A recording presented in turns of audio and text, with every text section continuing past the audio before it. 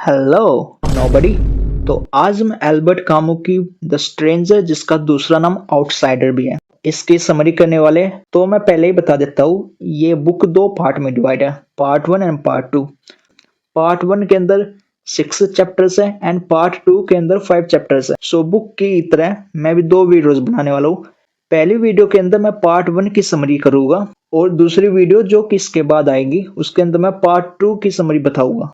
तो आज इस वीडियो में हम पार्ट 1 के जो 6 चैप्टर्स हैं उन 6 चैप्टर्स की समरी हम करने वाले हैं। तो स्टार्ट करते हैं। तो स्टोरी की शुरुआत होती है एक टेलीग्राम से कि आपकी मदर की डेथ हो गई है और कल फ्यूनरल है। तो अब आप सोचोगे कि ये टेलीग्राम किसको आया है। तो ये टेलीग्राम आया होता है प्रोटोगोनिस्ट मरसोल्ट के पास। तो उसको कुछ ज्यादा फर्क नहीं पड़ता मदर की डेथ से। उसने 3 साल पहले अपनी मदर को वृद्धाश्रम, जिसको होम बोला गया है इस बुक में, तो आप कंफ्यूज मत होना, वहां भेज दिया था। ये जो नाम है मरसोल्ट, मैं शायद से सही से प्रोनाउंस नहीं कर रहा हूँ क्योंकि ये एक फ्रेंच नेम है। तो ये नाम मेरे से जैसा प्रोनाउंस हो रहा है मैं इसको वैसे प्रोनाउंस कर रहा हूँ।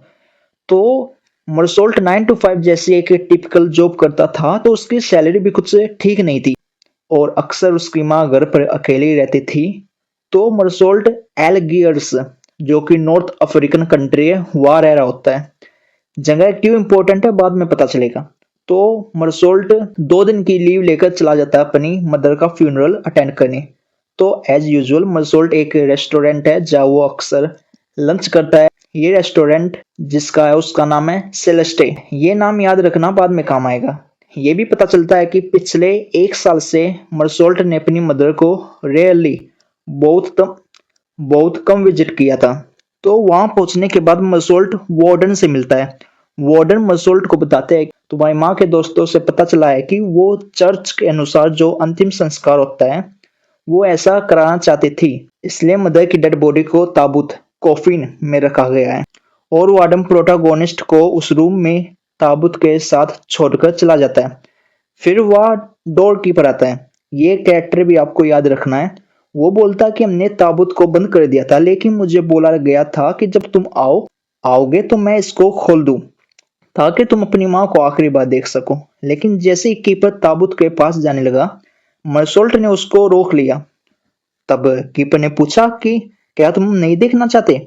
मरसोल्ट ने मना कर दिया। जब कीपर पूछता है कि लेकिन आखिर क्यों, मरसोल्ट कहता है कि मैं नहीं बता सकता। ये कन्वर्सेशन इंपॉर्टेंट है जो बाद में काम आएगी, इसलिए इसको भी याद रखना। तो बाद में कीपर उसको कॉफी पीने के लिए देता है। तो उसके बाद मरसोल्ट भी एक सिगरेट कीपर को ऑफर करता है और फिर दोनों स्मोक करते हैं। अब आपको भी ये चीज बड़ी अजीब लग रही होगी कि इसकी मदर की डेड बॉडी इसके पास में है और आज फ्यूनरल वाले दिन ये स्मोक कर रहा है। फिर मरसोल्ट के मदर के जो दोस्त यहाँ थे वो आ जाते हैं, मतलब कि जो बाकी बूढ़े लोग यहाँ पे रह रहे थे वो आ जाते हैं और वहाँ कुर्सियों पर बैठ जाते हैं। रात ऐसे बीत जाती है। अगली सुबह वार्डन मरसोल्ट को बताते हैं कि इस इस वृद्धाश्रम का ये रूल है कि कोई भी दूसरा इनमेट, कोई भी दूसरा वृद्ध फ्यूनरल अटेंड नहीं करेगा। सिर्फ इस बार एक एक्सेप्शन है। तब वार्डन थॉमस पेरेज के बारे में बताते हैं। यही वो शख्स है जो कि वार्डन और मरसोल्ट के साथ फ्यूनरल अटेंड करने वाला था। एक्चुअली में थॉमस मरसोल्ट की माँ का काफी अच्छा दोस्त था। बाकी बूढ़े लोग हंसी मजाक में थॉमस को ये भी बोल देते थे कि तुम इससे मतलब कि मरसोल्ट की माँ से शादी कब करोगे। तो पता चलता है कि थॉमस और मरसोल्ट की मदर काफी काफी क्लोज थे। तो फिर प्रिस्ट भी आ जाते हैं और 4 लोग ब्लैक ड्रेस में कॉफिन उठाने वाले भी आ चुके थे। तो ये सब कॉफिन को लेकर चर्च की ओर जाने लगते हैं।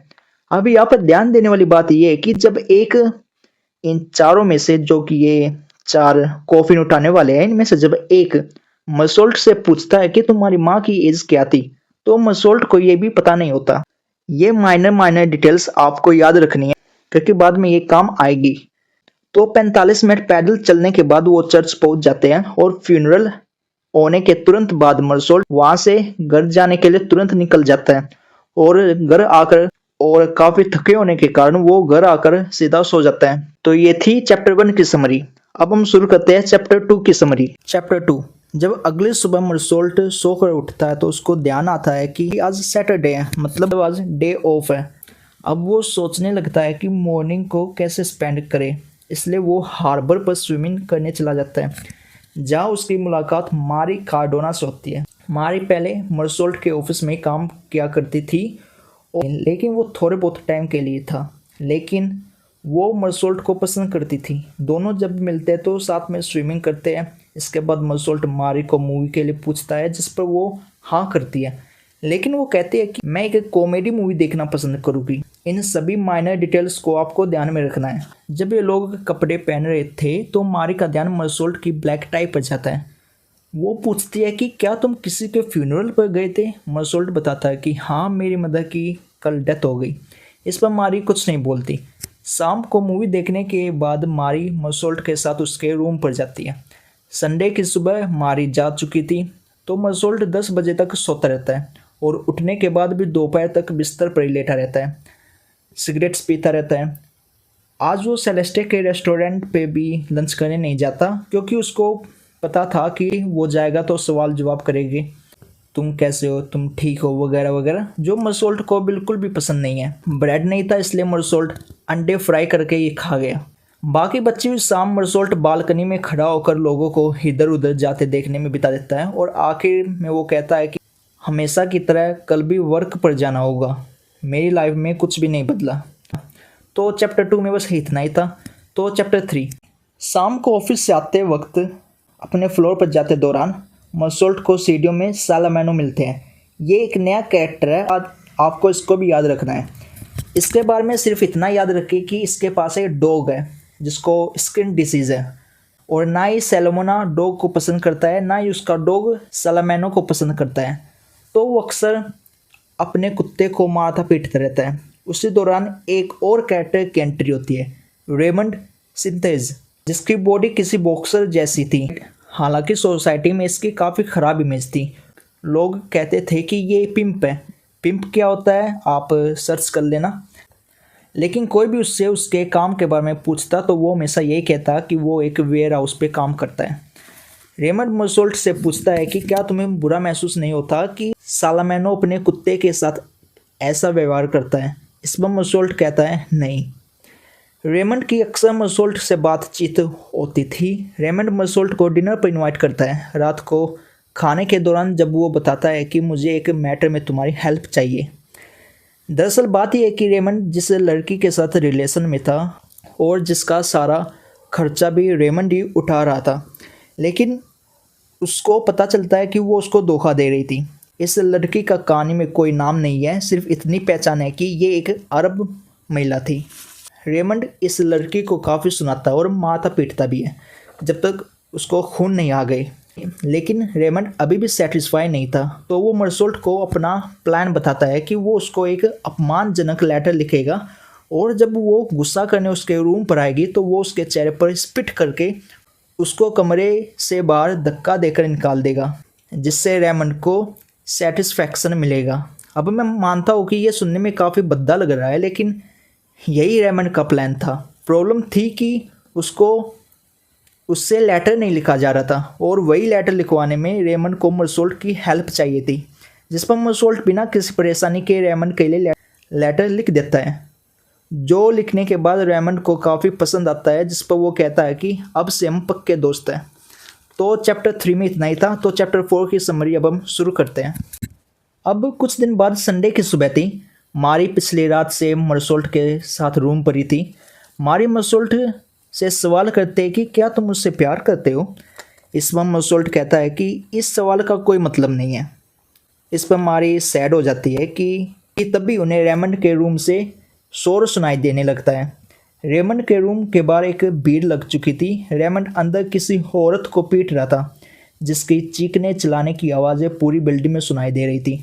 मारी मरसोल्ट को कहती है कि उसको पुलिस बुलानी चाहिए, लेकिन मरसोल्ट कहता है कि मुझे पुलिस पसंद नहीं है, और वो कुछ भी नहीं करता कि उतने में ही आवाज़ सुनकर एक पुलिस वाला वहाँ आ जाता है। दरवाज़ा नॉक करने पर रेमंड दरवाज़ा खोलता है और कमरे में वही अरब लड़की होती है जिसके लिए रेमंड ने लेटर लिखवाया था। वो पुलिस वाले को बताती है कि इसने मुझे बहुत मारा। फिर लड़की वहाँ से निकल जाती है और पुलिस वाला रेमंड को उसको उसके कमरे पर ही रुकने के लिए और शाम को पुलिस स्टेशन आने के लिए बोलकर चला जाता है। दोपहर को मसोल्ट सो रहा था, मारी जाग चुकी थी, तभी उसके दरवाजे पर नोक होती है। दरवाज़ा खुला तो और कोई नहीं, रेमंड ही था। वो उसको बोलता है कि कैसा लगा। इस पर मसोल्ट उसको कहता है कि तुमने उसको सबक सिखा दिया जो तुम चाहते थे।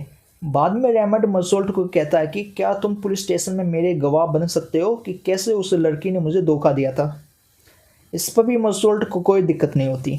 शाम को ये दोनों ब्रांडी पीते हैं और जब वहाँ से वापस आ रहे होते हैं तो उन्हें बिल्डिंग के बाहर सालामेनो मिलता है जो कुछ ढूंढ रहा होता है। पूछने पर वो बताता है कि वो मेला देखने गया था जहाँ उसका कुत्ता लापता हो गया। मसोल्ट उसको बताते हैं कि डोंट वरी, पाउंड जो कि लोकल फैसिलिटी होती है जो लापता कुत्तों को अपने पास रखती है, तुम्हारा कुत्ता उन्हें मिल गया होगा। तो चैप्टर 4 में इतना ही था। अब करते हैं चैप्टर 5 की समरी।